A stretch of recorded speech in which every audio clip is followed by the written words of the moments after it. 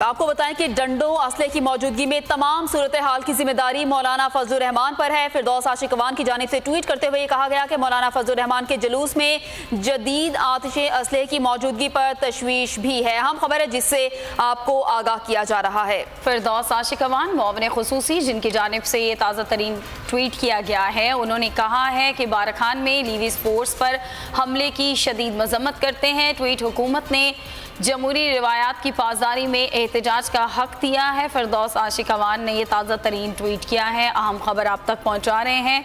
मुआविन खुसूसी फिरदौस आशिक अवान का ट्वीट सामने आया। जमहूरी जदोजहद का दावा करने वालों के हाथ में क्लाशनकोव की मौजूदगी का मतलब क्या है, ये सवाल उठाया गया है फिरदौस आशिक अवान की जानिब से। अहम खबर है जिससे आपको आगाह किया जा रहा है। मुआविन खुसूसी फिरदौस आशिक अवान की जानिब से ये ट्वीट किया गया और उन्होंने कहा है कि डंडों और असलहे की मौजूदगी में तमाम सूरत हाल की जिम्मेदारी JUIF के सरबराह मौलाना फजलुर रहमान पर आयद है। कल अदम तंजीम की बारखान में लीविस फोर्स पर हमलावर होने की शदीद मजम्मत करते हैं। हुकूमत ने जमहूरी रवायात की पासदारी में एहतजाज का हक भी दिया है। अहम खबर है जिससे आपको आगाह किया जा रहा है।